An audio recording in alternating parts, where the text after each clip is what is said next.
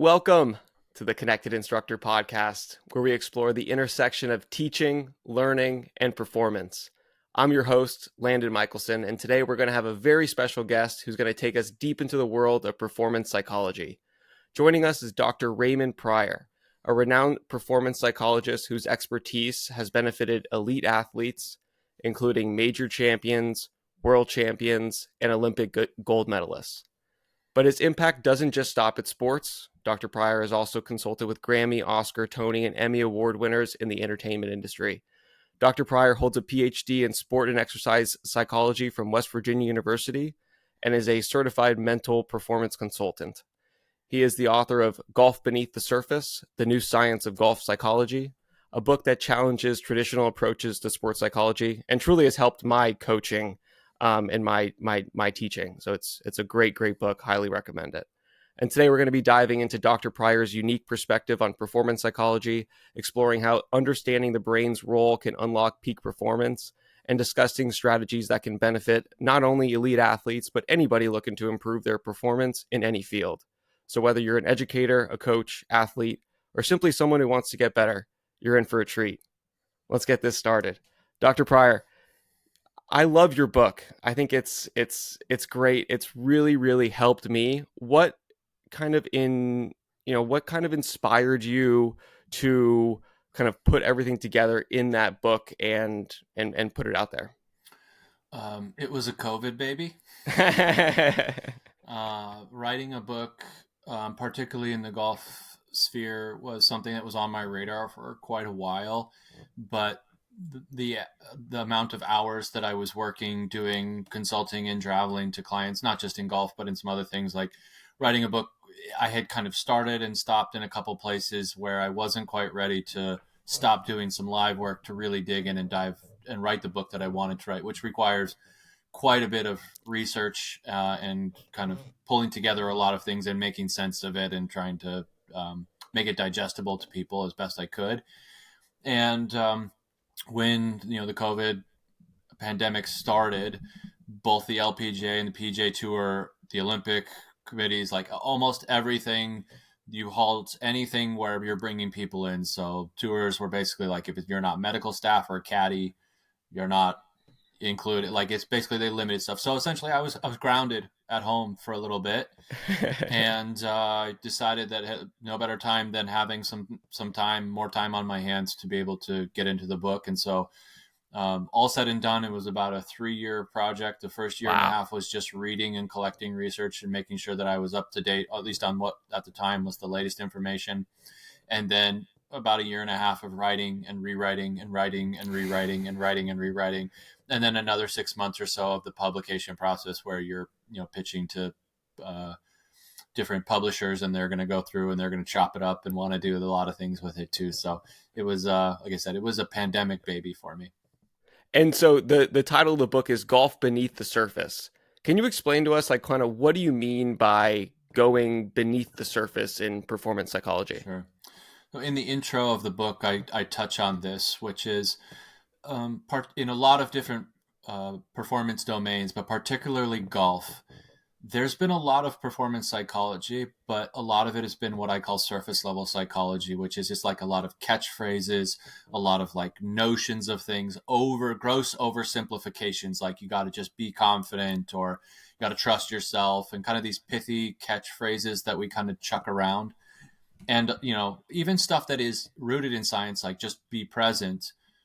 Saying just be present and understanding like the mechanisms behind that are not necessarily the same. So Golf Beneath the Surface this book is going to go well beyond and beneath just kind of what the surface level stuff has, like the pop psychology has. Like, what are the actual psychological, neurological, behavioral, psychological framework and mechanisms behind this stuff? And what are our most potent interventions thus far? Or like you might say, things you can do. Definitely. To build more stable confidence, or perhaps make a change in your behavior or move off of some things to be more present and play more freely. So Beneath the Surface is a bit of an homage to, like, maybe we'll take this thing to the next level a little bit, at least as far as the research tells us so far. Definitely. And when, in my experience, when I was playing on tour, I had some kind of sports psychologist, read kind of the classic books, and it was always like exactly what you're explaining. Be positive, stay in the present moment. I'm like, this is great, but this really doesn't help me play a whole lot better, which is one thing I think your book does a really, really good job of. And so what are kind of some of the kind of success stories that you've heard from some of the people who have read the book and then taken that and gone on to great heights? Yeah, there's mixed reviews I get from the book. If I'm Oh, being really? straightforward, yep, I probably get about 20 emails a week with someone giving me some feedback on the book. Some of them, I would even dare to say, many of them are people saying, maybe not that this was like the silver bullet or the magic bullet for me, but it's something that actually made sense to me, or it provided an insight and a how-to that other psychology books that I've liked to read, but it hasn't been quite as valuable, or something of that nature. Or, this really updated my understanding on something and allowed me to understand what confidence is really built on, or how to change a habit, or whatever that might be, right? I also get people telling me how terrible the book is, and it's too wordy or it's too long. Some people told me, I had one person email me just the other day that said, I loved every single word of this book, but it was 100 pages too long. So it's interesting to me how you could love every single word of it and yet it also be too long. So needless to say, the book is not flawless, and if I'm kind of detailing the book, it is not meant to be an easy read. It is meant to be a valuable read. And so it's a little bit thicker than the average book that is kind of just meant to be consumed. Mine is, I want you to consume this in a way where if you really wanted to hammer in on something and make a change that would improve your golf experience and perhaps play more freely more often, you could get that from this book. So mixed reviews, but it's become, my publisher tells me, it has become very popular with what we might say like lower handicap and professional golfers, where it's really getting to the things that are keeping them from exploring their skill set in a way that is more comprehensive. And I have yet to go to a professional golf tournament where someone hasn't stopped me and said, man, I really, really like this book. It really opened my eyes to something, not in a, hey, Raymond, you're the best ever, but like, I found some value in this book. They also tell me it was sometimes a difficult read. Not that the wording in it is difficult, but the amount of information, or perhaps the depth of information, causes them to have to really like marinate with it a little bit. So it's like I said, it's mixed reviews, but it's mostly been something where people have found value from, which is exactly what I was shooting for the most part. Yeah, definitely. And so it's like, I guess that probably makes sense why I kind of gravitated towards it, being someone who used to play on tour and now kind of coaches high level athletes. That in-depth knowledge, that quest to figure out the why is something that I really appreciated. I also think it's great that people read the book, pay for it, read it, don't love it, and then write you an email. Like that's like the level of dedication. Really, really disliked it if you disliked it so much that you feel the need to tell me about it. Which is fine. I'm open to feedback. In fact, there are a lot of times where I'll email those people back and say, okay, you hated it. Tell me what you hated about it and what I might improve the next time around. And I'm not someone who shies away from critical feedback. So there's definitely some of that. Also, there are people who found it valuable enough to feel the need to reach out, which is very much appreciated. And I usually say same thing. Thank you for your feedback. Tell me what it is that was valuable to you in it so that I can try to amplify that in my work or in the next version of the book or a book or whatever that might be. So yeah, it's mixed reviews. Definitely. Mostly good. That's awesome. Mostly positive feedback. Good. I mean, I would hope so. I think it's obvious you put a lot of work into it, and it really is great. And you mentioned a couple of times here that, people are always seeking to find confidence. That's kind of like playing on tour, that elusive word of confidence is something that can help skyrocket someone's career, or it can kind of plummet it as soon as they stop feeling that confidence, I guess, if you will. So how would you define confidence? Yeah. So our surface level definition of confidence, what we're finding is very much outdated. So the traditional or kind of historical method of building confidence is just hit a bunch of really good shots and then you'll feel confident. So create desired outcome, which makes you feel like you can recreate that desired outcome going forward. certainly we can see that when it works, it works. But we can also see there's a massive limitation to this, which is what if you don't produce a very good outcome, right? So essentially, if I hitch my confidence wagon to outcomes, I am now basically at their whim and will. I'm at the whip's end of whatever outcomes I produce. Now, if you're somebody who got pretty good at golf and produced some pretty good outcomes for a while, this is how most people build their confidence. The problem is it's not that it's a negative source or a bad source. It's deeply unstable because outcomes are not controllable. And even the best players in the world experience outcomes that they don't want at times. So if you're trying to define confidence as trust, certainty, guarantee of outcomes, what we see is, again, these are not bad sources. Or let's say I've won a tournament and I'm feeling a boost in confidence. Nothing wrong with that. It is important to understand that I have a good friend, his name is Dr. Pete Kadusha. We went to grad school. He calls this junk food confidence, which is you're going to get the boost, but it is very short-lived and it doesn't transfer very well. So every golfer who's listening to this has probably had a range session where great outcome, great outcome, great outcome, great outcome. And then you walk to the first tee. Guess what? Those great outcomes don't count anymore. So they don't transfer. Just because you had them there doesn't mean it's going to transfer over there. And they're temporary. So maybe I played an awesome round of golf. I shoot a great score. But a month later, like, where's the juice from that? Right? So it's unstable. Not bad, but unstable. Mm-hmm. If we're looking for stable confidence, by definition, stable confidence is self-given permission to perform freely without a guarantee. Or in other words, I'm going to play freely as best I can, no strings attached. So I'm not relying on any outcome. I'm not relying on people telling me that I'm good. I'm not relying on feeling a certain way or having certain thoughts. It's just I have permission from myself to go perform freely, taking on all the risks that come with playing golf, which is you're going to hit some poor shots sometimes. You're going to execute freely, but not well. You're going to experience setbacks. Other people are going to perform well. People are going to make judgments about it. All of that stuff now becomes allowed, not relied upon, in which case then now I get to decide how freely I play. So stable confidence by definition is self-given permission to perform freely without the net need of a guarantee of, and then fill in whatever blank that might be that we usually externalize our confidence to. So the general rule of thumb, your confidence is only as stable as the things you put it into. So it's not that they're positive or negative things. Let's say it's just the way you're thinking, the way you're feeling, certain outcomes, what people think of you, but they're not stable. They're externalized. So the more I externalize my confidence, the less stable it becomes. When those things are in place, I'm going to feel confident. But what do I do when they're not available to me? Versus stable confidences, which is I am dictating how I play, not good or bad, but how freely.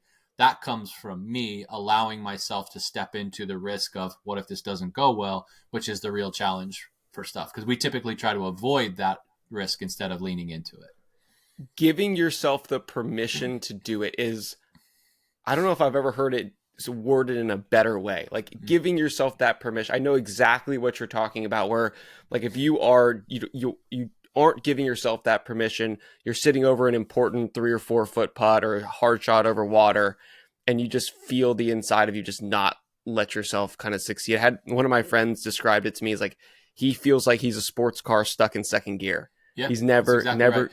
The phrase I use with my clients is, I bet it, if I'm kind of empathizing with their experience, not having that permission, I bet it feels like your skills are handcuffed. Right? It's a bit of a hostage situation. That junk food confidence, I basically hold my future hostage with my present or my past, right? So like you said, I'm sports car. I got all the horsepower I need to be able to play well. Not a guarantee that I will, but to be able to. But I can't shift into the next gear, or I'm handcuffed and I can't use my skills freely. In psychology, like the deepest levels of it, in that meaning like the deepest terminology, we call this a state of constriction. I feel stuck. I feel like I can't expand enough. I don't have enough space to be able to operate within. And so the more I externalize my confidence, the more I'm putting what gear I'm in your car analogy, in the hands of something that may or may not be available to let me into that next gear. Right. And so this, the permission, is that something we can just consciously make a choice to say, you know what, today I'm going out to the golf course and I'm going to give myself the permission to fail, or give myself the permission to access my skills, even though I may fail? We can, but it involves us reconciling with what is the worst case scenario, right? So the thing that makes confidence stable is not a guarantee that you won't experience the worst case scenario. It's reconciling with the fact that you might, right? So your level of freedom, or essentially what gear you can get into, is a one-to-one match of how much the worst case scenario, how much you're willing to accept it. So for example, if I'm not willing to three putt, my level of acceptance is very low. That might be my quote unquote worst case scenario. I don't have any room to get into a gear to allow me to try to just make this putt that I have right now, right? Or anybody who's played golf has known, playing a round of golf trying to just not make mistakes the whole time, meaning I am not trying to accept the fact that I might hit a shot somewhere I don't want, keeps you in second gear the whole time, right? So it's not that I need to start to feel totally certain that everything's going to go my way, because that is not a reality. There's no one here entitled to everything's going to go my way just because I believe it will, or that I want it to, or that I think it should. The reality is that you can go out and play great and play freely, and it might not work out for you. And or you go play great and you like exactly what it does, and somebody else performs better than you do, right? So freedom doesn't come from feeling certain that things are going to go my way and feeling comfortable and going, I'm sure good outcomes will make me feel like I can reproduce good outcomes. It comes from going, if I do this, the risk is this, and all the risk involved, the competitive risk, the social risk, the economic risk, the personal investment in what's going on. And if it is the worst case scenario, am I willing to accept that? If the answer is yes, you can get to whatever gear you want to, freedom-wise, and you'll have full access to whatever your current skill level might be. The answer is no, or I'm only willing to accept it on these terms, then by definition, you're going to be stuck in whatever gear you have your level of acceptance meets. Which, when pressure comes for us, meaning score counts, there are consequences for shots, people are watching, there are stakes involved, our brain's default response is to actually try to resist those things. Another way of saying our level of acceptance for them decreases. What we see from people who are thrivers and high performers is their level of acceptance goes up, not down. Right? So I'm playing a major championship. The course is crazy difficult. People are watching. There's a ton of money at stake. And by the way, there's a major championship trophy at the end of that. And I might not get those. Okay. That's a risk I'm willing to take in order to pursue that thing in the way that is authentic and free to me and willing to see if I can do it. Like, again, they will step on your throat in order to get there, but they're willing for the possibility that they might eat it on the way there. And that is what creates freedom and stability of confidence under a variety of different conditions. Man, that is just, might be the most true thing ever spoken on this podcast right here. That is, well, it's just, yeah. Go ahead. That is again, it's how our brain works, right? So our brain is designed to try to save us from the things that we tell it are unacceptable. Okay. So whenever someone's like, my brain is broken, like I can't play freely, I'm like, no, dude, your brain's operating exactly how it's designed to, which is you told it this, and this are unacceptable. Or if this happens, you're in big trouble. Therefore, your brain goes, well, if that's the case, I'll do everything I can to save you from it, which is the primary mechanism for our brain to try to avoid the things that we tell it are unacceptable is to meet it with anxiety. Now, nerves and anxiety are not the same. Nerves is my nervous system is upregulating in order to do something. So there's certainly maybe a little bit of level of excitement, like, okay, I'm going to the first tee. That's your heart rate increases, your breathing rate increases. There's a physiological cascade where our brain and body are going, this is important. We need to be jacked up for it, or at least upregulated for it. Okay. Anxiety by definition is a worry about the future. It's a psychological state. Now it's going to come with that same-ish physiological response, but anxiety is I'm trying to at all costs worry about and then therefore avoid the things that I say are unacceptable. That's our brain doing exactly what it's designed to do when we tell it you are not allowed to experience this, and then fill in whatever blank is on the end of it. People perform really well nervous. If anything, they might perform better. I have golfers tell me, I rip driver when I'm nervous. Yeah. Right. So it doesn't, one of the things we know about nervous is it doesn't start to disrupt our skills. Mm-hmm. Anxiety, on the other hand, does. That's your steery golf swing where the sequence gets disrupted. That's the putting and chipping stroke where I can't get my distance right because I'm jabbing at the ball or trying to not leave it short, so I hammer it way too long, where basically it's really hard to get the right amount of force applied if I'm always if either too long or too short is an unacceptable outcome to me, right? And therefore my brain gives us the anxiety. Anxiety is a defense mechanism for whatever we tell it is not acceptable. Case in point, you and I are playing golf and you go, hitting it left here is absolutely unacceptable. Okay. Now you're going to feel that anxiety. Right. And then, by the way, 90% of the time, not my opinion, the statistics on tour, when they ask players, what were you really trying to do here? If you go, cannot hit it left at all costs, that is an unacceptable, must be avoided outcome, then my brain gives me anxiety. 90% of the time, where does that golf ball go? That ball's going way right. 1,000 miles right. Yeah. Right. And the reason is anxieties, again, it's following our directions. Left is unacceptable. So it doesn't see the fairway right next to left as safe. It sees safe as far away from left as you can get. Yeah. Right. No different than many, hundreds of thousands of years ago. If the saber-toothed tigers were there and you went, dear God, cannot go over there. Well, the safest route is not right next to them. It's as far away from them as you can get. And our brain doesn't really know the difference between saber-toothed tiger and a hazard on the left that we're telling it is an unacceptable outcome, right? And so that's how anxiety plays out for us and disrupts our skills. Hence, that's your playing driver. When we go, left is unacceptable, that's driver in second gear. Right. Right. Where I'm probably going to be slower, or I'm going to jerk that thing from the top, and I'm definitely not releasing the club face, again, assuming you're a right-handed golfer. Yeah. Because that's what I've said is unacceptable. And then, the other 8% of the time, it's the dreaded double cross, which goes exactly where you didn't want it to go. And then the stats tell us 2% of the time, it's probably some heely, steery, toey something that just so happens that you got lucky that it ended up in the middle of the fairway or somewhere near it, right? So this is how anxiety plays out for us. And so the whole point behind this, if I'm kind of recapping, is when our level of acceptance for the things that we don't want to happen is too low, we don't have room to actually and the freedom to pursue the things that we do. It's a 1-to-1 ratio. So the lower my level of acceptance comes, so does my level of freedom. To your analogy, if I'm not willing to risk what comes with being in fifth gear, my brain will keep me in second gear. Definitely. And it sounds like you said, anxiety is a worry of the future. I've always felt that I play my worst golf when I'm in the past or I'm in the future. Of course. I feel like I have like all my connection from my brain to my hands is slower. It feels like something's like interfering. Something's kind of getting in the way. It is. I could give you the neurological reasons for that if you'd like. Please do. Please do. The title of this is definitely going to be beneath the surface right here. Sure. I love it. So think about anxiety. Anxiety is I'm worried about the future, which means I have told my brain something in the future that is unwanted and undesired is unacceptable. So my brain is prioritizing avoiding it. So the first thing that happens is, well, now my focus is going to move to the future.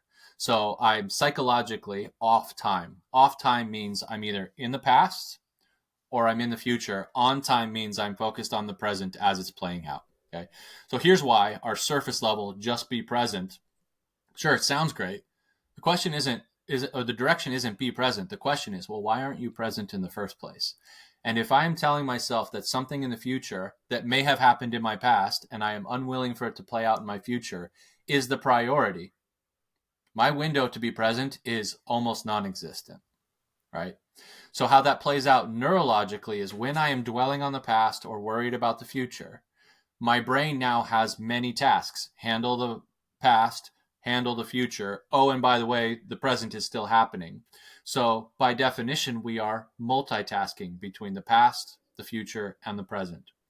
When we are multitasking to this degree, what's happening neurologically are a couple of things. The first is our brain activity are these really high intensity and high frequency brain waves. Our brain waves are essentially just electrical signals going between neural structures and into different parts of our body. The frequency and intensity of those brain waves is essentially a measure of how much thinking I'm doing, like a lot. And by the way, if I told you, you need to make sure something doesn't happen in something from your past that you are now focused on, can't play out in your future, which you are now also trying to focus on. Oh, and by the way, there's a golf shot in front of you right now. What that means is I'm trying to think about multiple time frames. So I've got a lot of thinking, again, high intensity, high frequency brainwaves. Well, the brainwaves are essentially a measure of how much traffic is on the neurological pathways in my brain. And just like the regular roads that we drive our cars on, the more traffic there is, more higher frequency, higher intensity, the more things slow down. So even though I give my brain the command to do this, because I'm multitasking and my focus is actually jumping from past to future to present to what, but the future is actually the priority because I've told it, you cannot let this happen in the future. The signal between do this and here's how to do it to get to my body is slowed. Hence the disruption to the sequencing of our skills and the ability to apply force. It's at best case, it's unclear. At worst case, it's you better not screw this up. And that command has to fight through a variety of different messages. The other neurochemical cocktail that's going on here is like the chemistry in our brain. When we are anxious, we're not running on, basically it's only adrenaline. And adrenaline sucks. It feels terrible. So when people say they're adrenaline junkies, they're not actually adrenaline junkies. They're adrenaline and dopamine junkies. Okay.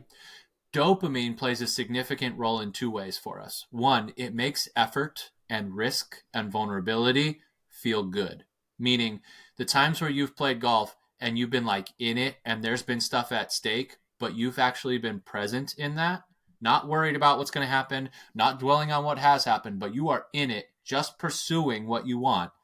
It feels really good. That's the best. Right? That's basically the neurological chemistry for flow state is dopamine plus adrenaline. It has to happen by us being present. Being present for us is a high dopaminergic state. So it makes effort feel good, even though there's discomfort, even though there's uncertainty, even though there's risk and vulnerability, and I'm going to have to sacrifice something in order to get what I want or pursue what I want. It feels good. That's dopamine. Okay. The other thing about dopamine is it significantly influences how we experience the passage of time. This is why when we're in flow state, it feels like things are moving slow, but then you get to the end and it went by like that. Psychologically, what's happening is because my focus is just synced with time as it's playing out, and I'm not multitasking with the past and the future, things slow down because I only have to focus on one thing. Like think about how fast things move for us when I'm focused on something else and I come back to it. Well, it's moved. And how fast that feels versus I'm just focused on it as it's moving. Like it feels slower to us. Hence, it feels like time is slowing down and things are slow for us. But then at the end, because I wasn't multitasking with stuff, high dopaminergic state, I go, man, that went by really fast. Right? So that's what's happening when we are present. But again, very difficult for us to be present when things from our past and things that might happen in our future are unacceptable to us. Because essentially, your window to be present is only as wide as your willingness to accept everything about of experience or the potential of an experience. And so when we are anxious, the adrenaline without dopamine makes us feel crappy. That's why it hurts. Right. Kind of like that's why it doesn't feel good. It's unenjoyable to play golf through anxiety.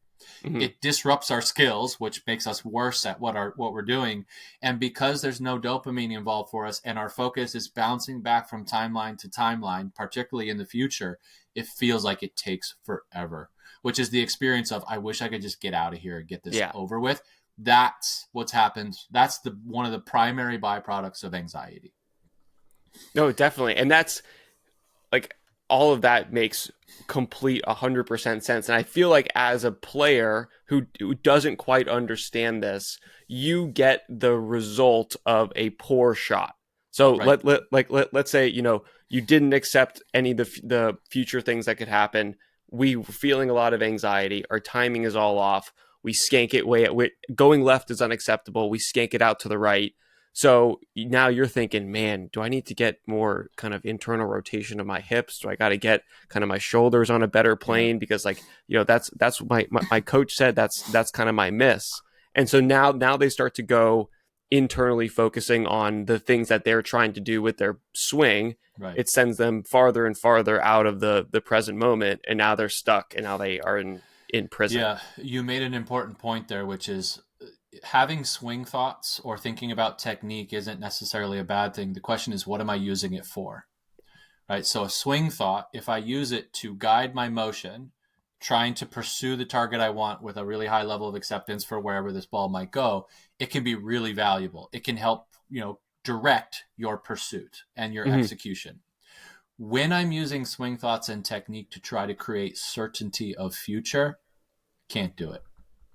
Right? Most people go, where's the swing thought that will guarantee this ball won't go left? That's me trying to create certainty of future outcome.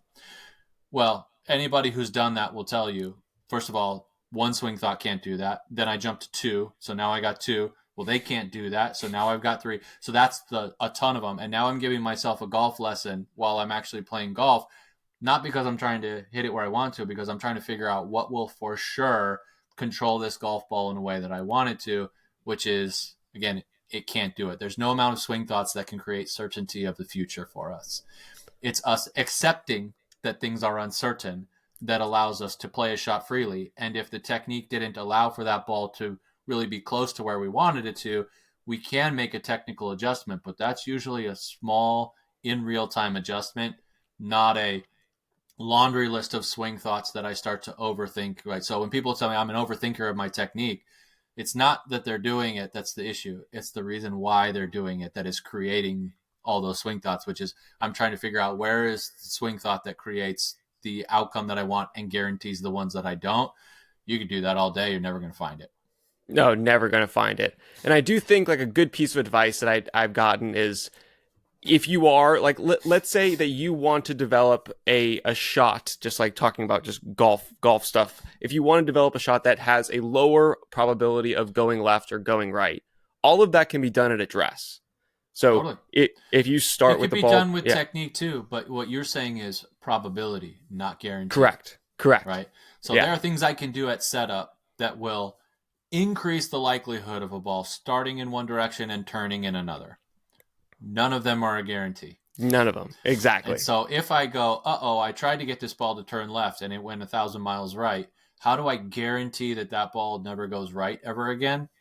You will start sinking into that snake pit of swing thoughts really, really quickly. Or if you go, oh man, that ball went right, what can I do to increase the likelihood that my next shot turns left? That's a different story. Yeah. Oh, absolutely. And it's like, that trying to find certainty, that quest for that is always going to be an uphill battle. So when you're working kind of with some of your guys who are on tour, or some of your like elite athletes, and you're working on this, is this a kind of the way that I would imagine it kind of works is it's twofold. You have kind of a long-term plan of kind of digging into like the psyche of the person. What are kind of some of their fears? What are their hopes? What are their desires? What are the things that they're resisting themselves to try to reach? Like, what are the things that are causing them to not get to third and fourth gear? And then what are some kind of like actionable things that you can do in the round when you start to notice these things creep up? Would that be kind of an accurate description of it? In a way, yeah. So the funny thing about the in-round stuff, it's not that there's no value to those. Let's say it's a skill like your pre-shot routine or visualization or your inner dialogue and how you talk to yourself. Those are important. And there's those skills, we might just call those mental skills. Sure. Again, really important. They're only as valuable as your psychological framework allows you to use them. I have never once, so I'll ask players, tell me about the time that you played your very best golf. Never once has anyone told me I was really trying to win my pre-shot routine, or I was really just focused on my visualization. Those things were just kind of happening in a way that was more productive for them because they had permission to go perform freely, right? No pre-shot routine, no visualization, no mantra, whatever can overpower if I go into a round of golf or into a shot and I'm telling myself this cannot go a certain way, right? So you could visualize a great shot all you want. In fact, sometimes players tell me, if I'm feeling anxiety, but I haven't dealt with the fact that I'm feeling anxiety and what is that I'm telling myself is unacceptable that is creating the anxiety, The more I try to visualize the shot I want, I usually get visions of the ones that I don't. Right.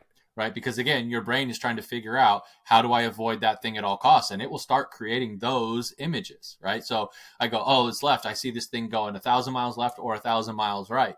Okay. Or pre-shot routine. One of the things about pre-shot routine is it's very good for helping narrow our focus, clarify the task at hand, and then setting up our body to physically execute that skill.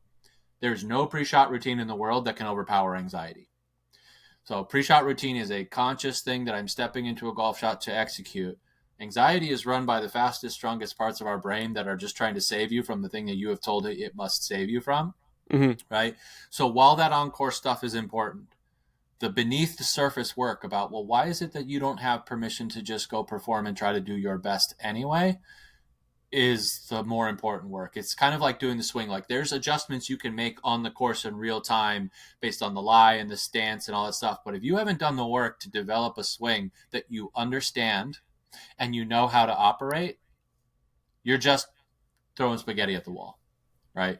So mental skill work, very important, only as effective as your psychological framework will allow. So essentially, think of your mental skills like, if we're trying to use your car analogy, like, sure, there's certain things that, like, if you don't have access to third and fourth gear, it kind of doesn't matter what tires you have on the car. Right. So it's similar analogy. Like, I can have the best visualization skills in the world, but if I don't have permission to get to third, fourth, fifth, sixth gear, like, who cares? Like, you might as well just have whatever's on there. Similar type of situation. So most of the work that we do is kind of getting into that. Then we start to move toward, okay, if you have that room and that permission, what does it look like on the course to then actually be focused on the things and get to those places? Like, for example, being more present, or, for example, leaving the future more open-ended, or what does your routine actually look like that allows you to execute the way you want to? Again, assuming you have access to the gears that you need. So what can, like, so this year I was a high school golf coach, which was really fun and really cool to kind of get to help out these kids. And I work with a lot of junior athletes as well. So how can kind of coaches and parents help promote this idea of giving yourself permission to succeed with kind of young athletes, or kind of with kids? By giving them that permission first. So for children, especially, let's just say under the age of 18, just as a relative number, they're looking to adults to go, okay, well, what should I do, to a degree? And when, as adults, we go, hey, just go play freely, try your best, right? So again, we're still holding them accountable to the quality of their performance. Let's go see how it shakes out, rather than it needs to result in this number and you need to show how good you are. And, like, so basically giving them permission to try their best and perhaps fail. You are now teaching stable confidence. Right now, for many adults, they go, no, failure's not acceptable. I want my kid to be successful. Or coaches, like, failure's not an acceptable option. I got news for you. It's part of the experience, whether you're willing to accept it or not. Based on how your brain is designed, the more you resist it, the less runway you have to be able to pursue the ones that you do. So again, your freedom is commiserate with your level of willingness to perhaps try and fail. So you can be a crazy competitor trying to win everything, but you're not going to be very competitive if you're always guarding against failure. And as adults, what we want is, or even like internally for all of us, again, our default response is failure. I don't like that. I don't want that for my kid. Therefore, let's resist it at all costs. Instead of going, look, hey, man, or hey, little girl, go try your best to score as low as you can.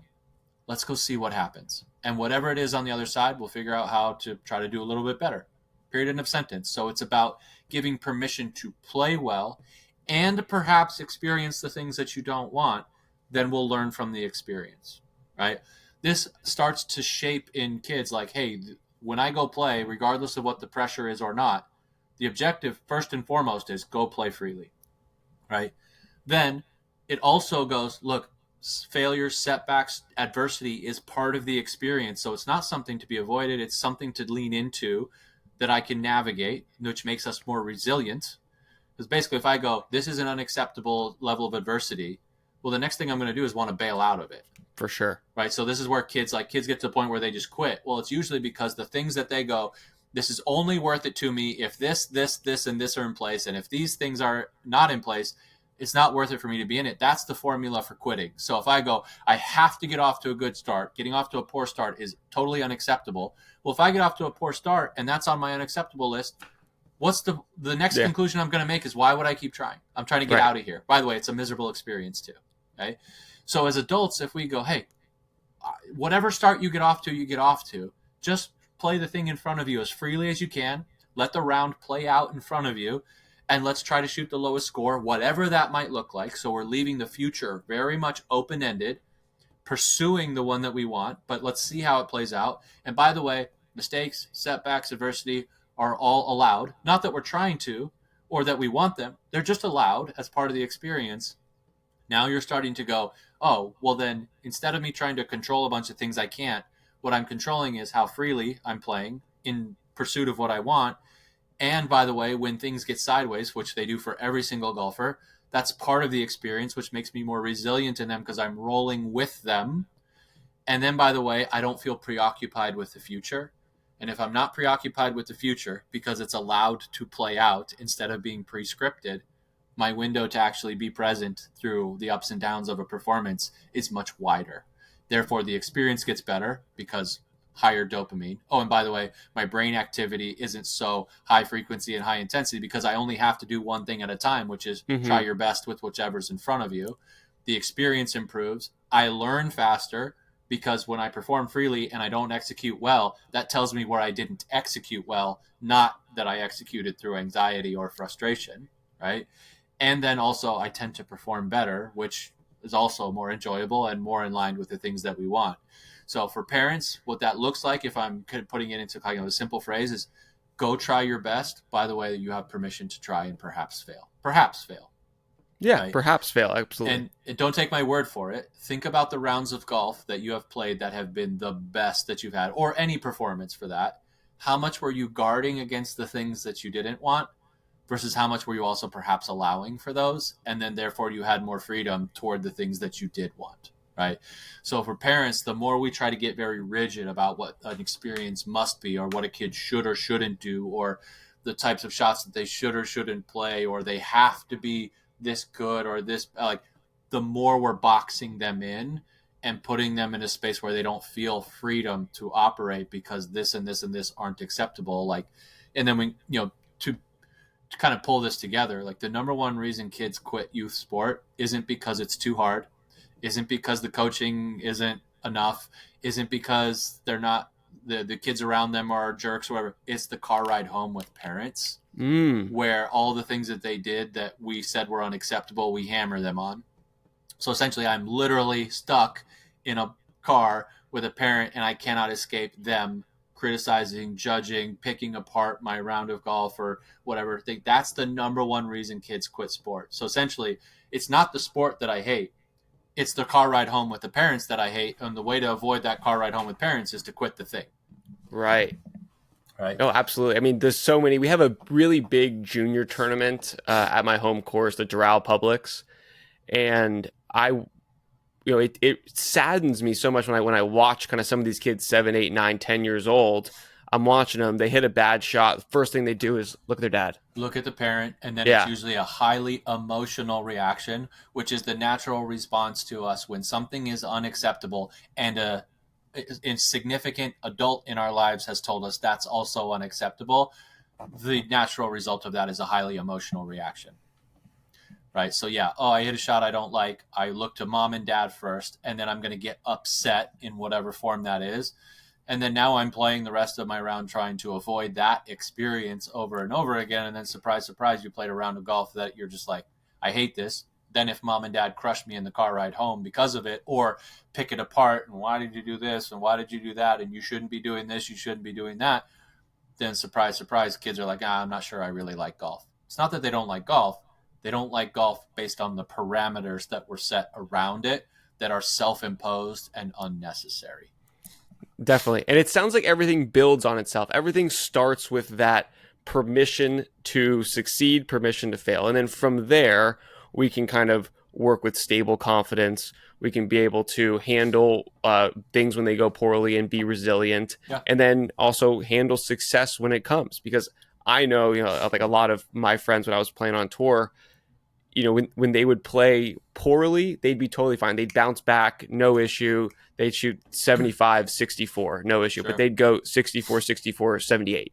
Right. It's like once they were in that chance to succeed, that's when that car got stuck in second gear. Right. Well, now you're kind of talking about fear of failure, fear of success. Mm-hmm. Well, fear of success is not fear of success. Fear of success is a fear of being successful and not being able to maintain that success, which I would deem a failure. Right. So if I go 64, 64, success, success, and I go not being able to follow up that success with another outcome that would indicate success would be a failure. Now I play that third round guarding against failure instead of pursuing another really good round of golf, which basically means my level of acceptance for success, success, failure is too low for me to pursue success, success, success. Mm-hmm. Right. So that one, and also there's a relationship with expectations there that if I, when we play really poorly, oftentimes what it does is it resets our expectations. Expectations by definition are our idea of what the future should be. And when we let go of expectations, essentially the future is open-ended. I don't need to know what it's going to be or prescribe what it should be before I get there. It opens us up to being present more often. So the limitation to expectations isn't that the bar is too high or too low, or you shouldn't expect good things. It's that it preoccupies us with what the future should be, which makes it harder for us to be present. So if I go 64, 64, I should be able to just produce another 64. It's not that it's a bad expectation or a positive or negative.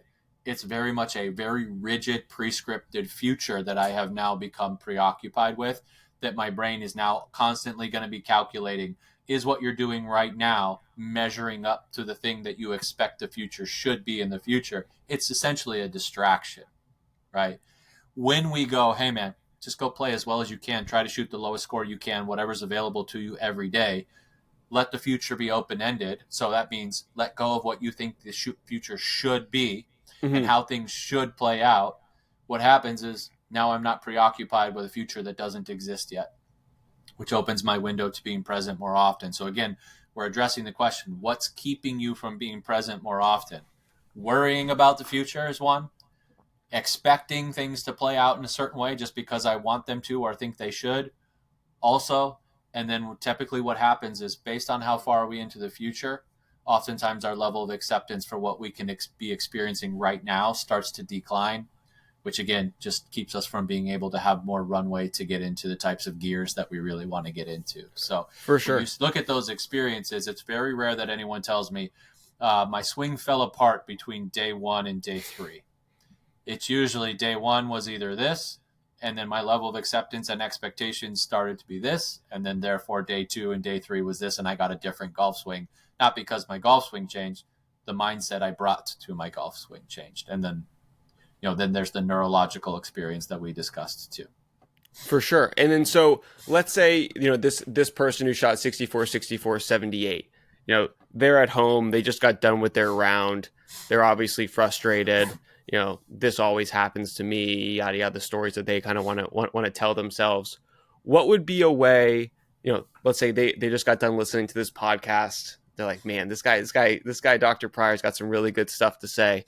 How would you kind of advise somebody to try to analyze their round afterwards, or start to notice these patterns of things that kind of happen? And how can they start to, how would they start to ask themselves these questions themselves? Sure. Well, the quality of question matters very much. So a low quality question by definition is when I ask it, I have no chance of a productive answer. So for example, why do I suck at golf? It's not that it's negative. It's a low quality question because I can't answer it in any way that is other than I suck at golf.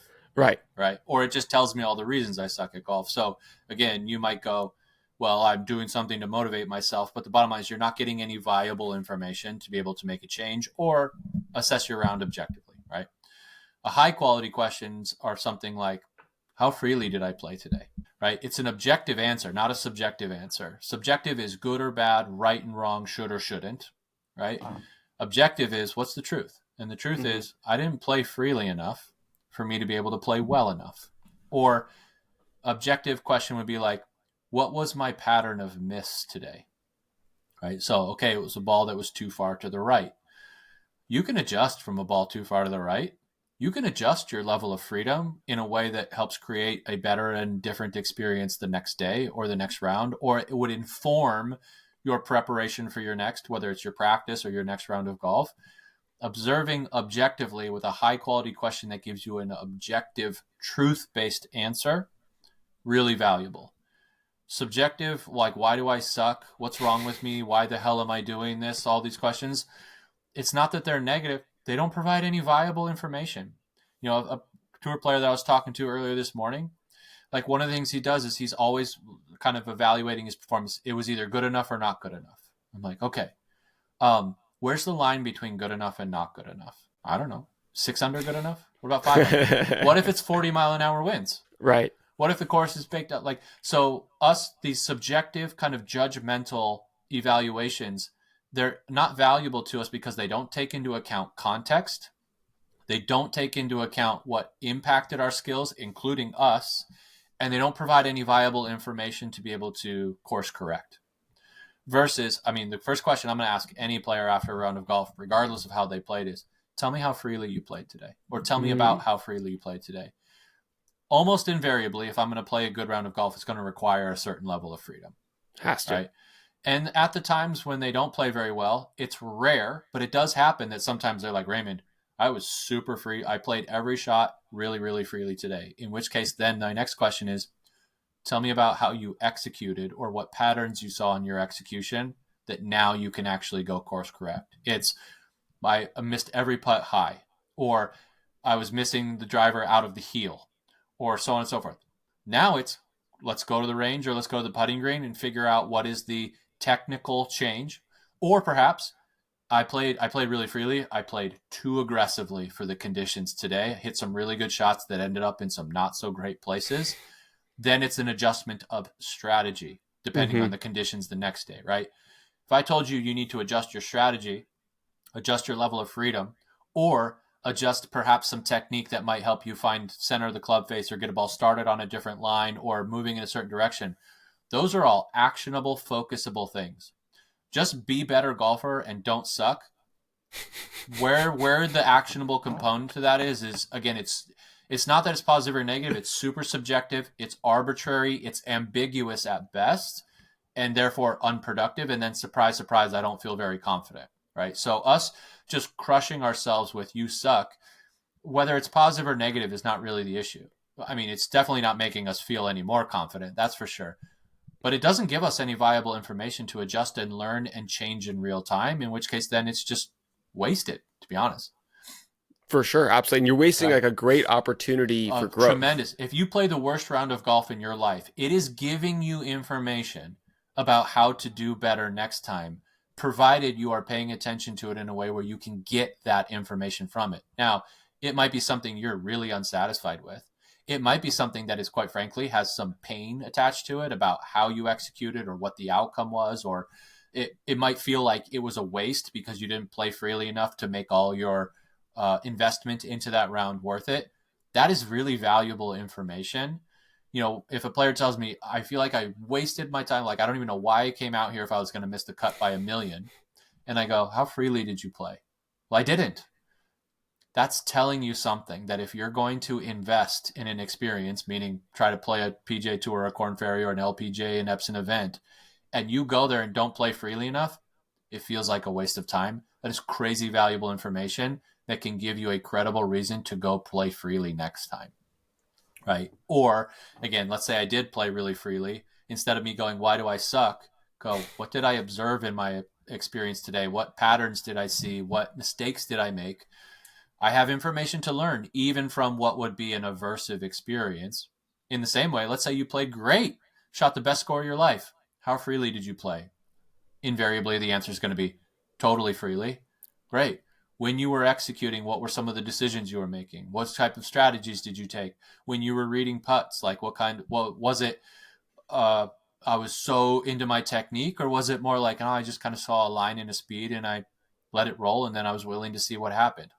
Interesting. Now I have focusable and actionable feedback rather than I just crush myself to quote unquote do better, which has never really led to doing better. Just feels like we're motivating ourselves. And it is interesting that, when you do play those good rounds of golf, you're never thinking about your technique so much. You're never obsessed about this. You're never worried about the future. And yet, when we play poorly, our instinct is to do those things, is to try to control our motion. It is. Those are things that are reinforced meaning made stronger or brought forth by this idea of perceived control. Right? There's a difference between actual control and perceived control. Not surprisingly, when we play freely, it requires us to kind of let go of control, right? And then when things don't go our way, our default response is, what can I control? And we tend to apply that to things that we can't. The future, the past, what other people are doing or what other people are thinking, and even trying to apply super conscious control to things like our technique, which again, what I'm really trying to control is the future. That if I control my technique to a certain degree, that will guarantee that I'm in control of the future or where this golf ball will go. And it really can't. No one has ever told me I played a great round of golf really trying to control my golf ball. What they're actually controlling is their freedom with which they're executing, where their focus is, and what their decisions are on the golf course, right? Now, again, that's not a guarantee, but it really does stack the deck in your favor to have the type of performance that you're looking for. Oh, and by the way, a better outcome, at least relative to your skill level. Yeah, it sounds like, one of the most important skills that an elite athlete could have, or at least elite golfer could have, would be impulse control. It's like, how do we kind of control that impulse to want to do that? Yeah, we see that. So if you're looking at the research on elite performers, I'm not talking like I'm talking elite performers. The research shows us they have 3 primary characteristics. Contrary to popular belief, they actually have a sense of inadequacy. I'm not really sure how good I am. I'm trying to play well, but I don't really know that I'm the best or that I'm a good golfer. So they basically don't identify with, I am a good, and then fill in whatever blank, basketball player, whatever. So they actually have, again, it's a sense of inadequacy. I'm not sure I'm that good at something. That's the first thing. So again, when they have this idea of like, you got to believe in yourself, that you're the best and all this stuff, elite performers, not buying into that. Number two, though, they have a growth mindset. A growth mindset is, I'm not sure how great I am, but with some work and some freedom behind it, I might find out. So it's this open-ended, I'm not sure how good I can be, but I would like to find out. Right? That's your permission to perhaps try and fail. And I'm not sure if I can be a success, but I would like to find out by pursuing it freely. So sense of inadequacy, see that if I put in enough work and invest and execute with high quality paired with the right quantity of work, I might find out where the end of my potential might be. And the last thing, to your point, is they have impulse control. Or they develop impulse. It's not something you're born with or not. Impulse control, by definition, is I might feel something very strongly, but not necessarily need to focus and act upon it. So I might feel crazy hungry, but it doesn't mean I need to focus on eating and dive into it right now.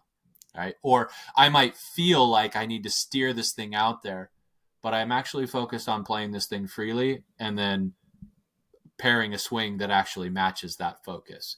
So impulse control isn't I don't have impulses. Impulse control is I control my response to my impulses, right? And what happens over time is you put those things together. So let's say I'm not sure how good I can be, but I'd really love to find out. I don't really feel like working out today, but because I'm not sure how good I can be, but I want to find out, I'm going to go to the gym anyway. So I didn't follow my impulse. Or I really feel like eating Chipotle for lunch. Nothing against Chipotle, but like, right? But I'm not sure how good I can be, and I really want to. Therefore, it's actually better for me to eat and then fill in over blank that might be something that's more conducive with high performance and the energy that you need required to it, right? So it's not this impulse control that I never feel fear, or I never feel hungry, or I never feel tired, or I never feel the anger. It's that when I feel it, I'm actually going, is that feeling aligned with what it is that I'm trying to do, which is I'm not sure how good I can be, but I would love to put in the work and the efforts to be able to find out. So those are your tip of the spear performers. That is more what their psychological framework is built upon. You might notice there's nothing about identity in there. I am good or I am not. Like, it's like, I don't know if I'm good. So it's not, Right. I need to prove that I'm good or I need to prove that I'm not. You might notice they see themselves as a work in progress. So their Yeah. identity, if anything, is built around focus and actions. And then, not surprisingly, they start to get reinforced, meaning I feel better when I feel something, but then I take a check real quick. Hold on, is this actually aligned with what it is that I'm trying to figure out if I am? Right. So there's a lot to unpack in that, but the bottom line is it's not what we usually go, which is they believe they're just amazing. They never have certain thoughts and feelings, and they know they're amazing, and everything was just going to fall into their place because they thought they're amazing. That's not actually how it works. That's so interesting because it's, golf is a game that I feel like when it's approached with humility, this open-ended of like, I really hope that I'm going to play well. Like I have some of my clients that, like, now they'll ask me, what do you expect to shoot? Do you expect to go out there and shoot like 65, 66? I'm like, Right. Dude, I'm just happy if I get the ball in the air and going forward. Right. Like I have no idea if I'm going to be any good today. And then, approaching it with that open-ended idea. So yeah, like humility by definition is like, by definition, humility means I have attached my sense of self to things that are not external.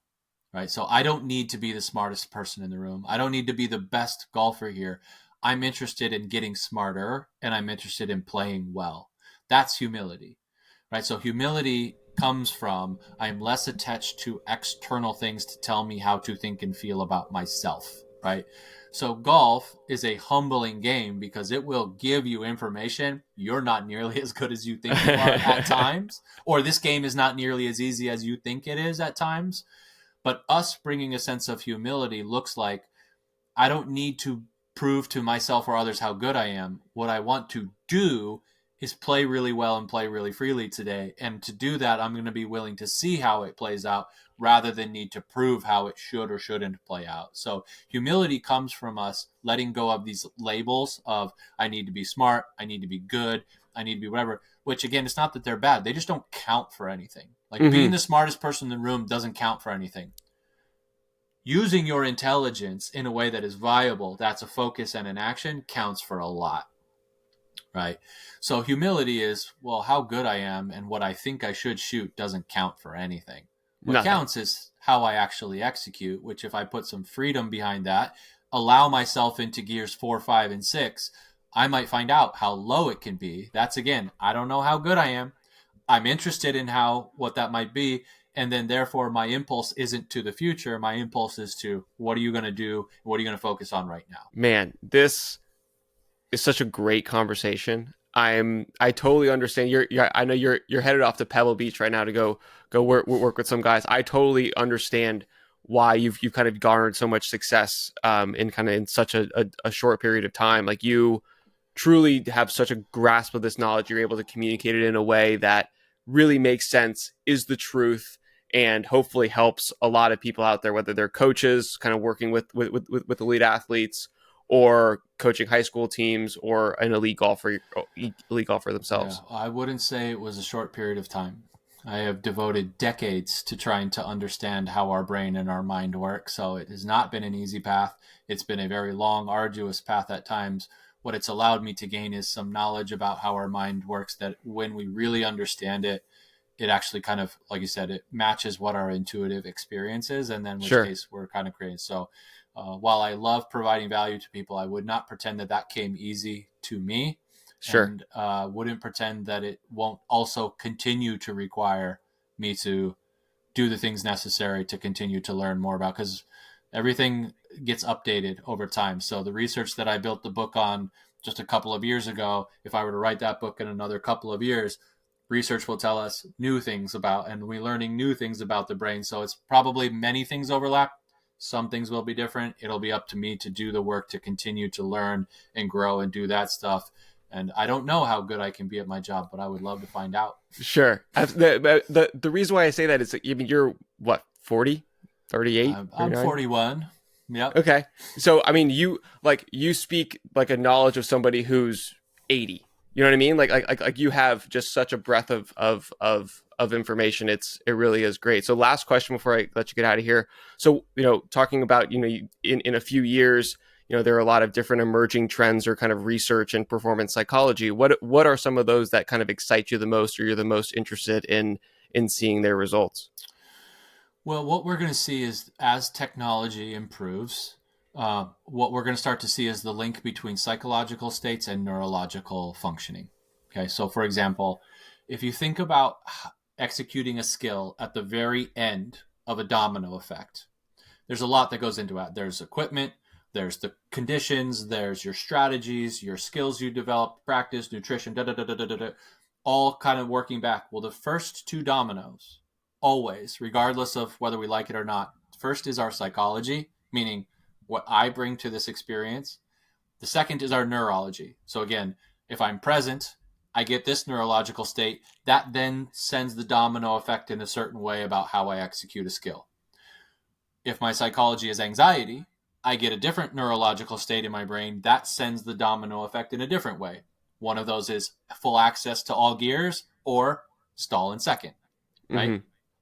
What we're going to start to see, because technology is getting better, is when our psychological state is this is what our brain is doing in a more, like right now, the technology is difficult to take it out of a lab. Because like if you wanted to look at your brain activity or measure your dopamine in real time, you have to do it in a lab because we don't yet have the technology to do that on the course in a way that reads it accurately or reliably enough. There are some things, but they're reading proxies for brain activity, not brain activity directly. Okay. We only have the technology thus far to do that in a lab. Okay. That being said, as technology gets better, we're going to see that in real time, and you're going to get more devices that provide real. So essentially, the quality of launch monitor for your brain is going to get way better and more accurate, which is going to show us when I bring this psychology, this is what I get neurologically, which is going to help us learn to set this domino effect in place with more objective measures in real time. So we're seeing that already in technology now or in research, where basically if you have a psychological something that you're interested in or trying to test, but you can't measure the brain activity behind it, it's basically like it's not validated very well, right? Having said that, there are many things that we can tap into our direct experience about right now that is going to get better, and it's going to tell us more. So think about like the boom when launch monitors really started telling us more than just how far did that ball go, but what were the launch conditions, what all that stuff. Like now you have so much information that you can start to work. Now you can get bogged down in it, but if you just wanted to say like, well, how do I get a ball started right? A launch monitor will give you the information that objectively the laws of physics tell you. If you want to start a ball to the right, it needs to look something like this. We're going to get more of that in the next decade or two from brain stuff that is going to be more real-time stuff. Eventually, when you're watching golf on TV or virtual reality or whatever we're watching it on YouTube, you're going to get, as part of the broadcast, whether it's ethical or not, you're going to be able to see a player's heart rate, their brain activity, their dopaminergic levels, because it's going to be telling you, is this person operating out of anxiety or not right now, or frustration? That's going to be cool. Like, that'll be part of the experience, but the research behind it now and the technology required to do that in real time is still developing.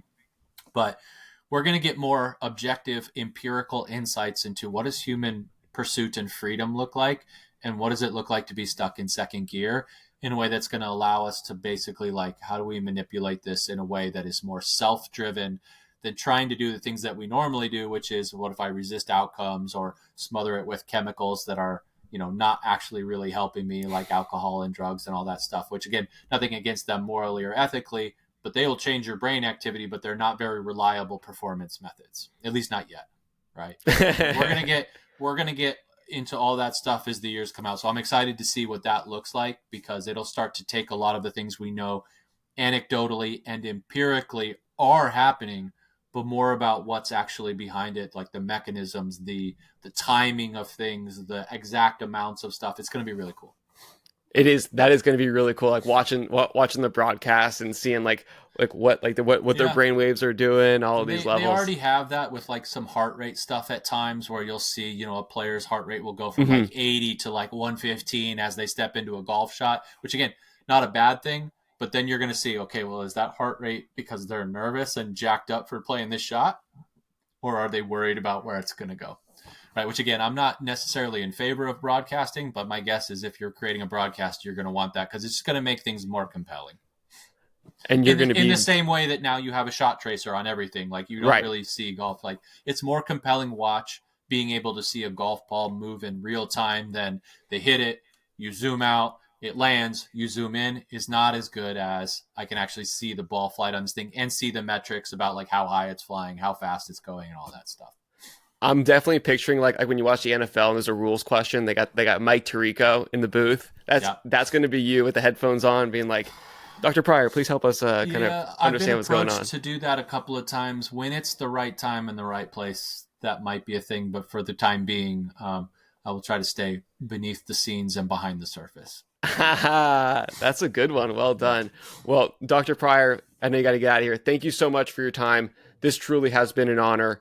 Thank you so much. So for those of you who don't know, his book is called Golf Beneath the Surface, The New Science of Golf Psychology. He also has a podcast. So if you wonder why he's so good and eloquent on these things, he also has a podcast called Golf Beneath the Surface. And you do that with your partner, Chase Cooper.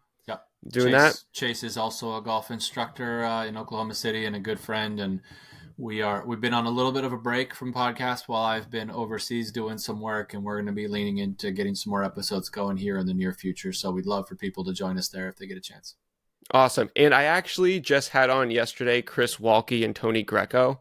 I think you're doing a retreat in February, right, with the Code Breakers? Code Breakers, and that's right. and those guys at Helix. When is that? That's February 24th? It's toward the end of February. The exact dates, they escape me, but I believe it's those right around those dates, the Code Breakers. I think if you just Google like Code Breakers Golf, you'll find the website. If there are any spots still available, people can sign up, especially if you're an instructor and you're interested more in the variety of different topics. They have a bunch of people presenting. I just happen to be one of them. Probably be presenting a little bit on anxiety, plus doing some Q&A stuff where people can ask questions and I can try to provide them some of the nuts and bolts psychologically. And then also, again, like I'm not the only person presenting there, so there might be a ton of real valuable information. I think that's going to be in the end of February, so people might want to just check that out if they're interested. Awesome. And if they wanted to find you elsewhere, how would they kind of find you? You could go to my website, btsmindset.com, BTS, beneath the surface, mindset.com. That'd be a great place to catch me. And you can contact me through the website or via email on there. So if people are looking to reach out, I'd be happy to help. Awesome. Dr. Pryor, thank you so much. I learned a lot. I hope everyone else did. So all right, thanks, Landon. Thank you. Have a good one.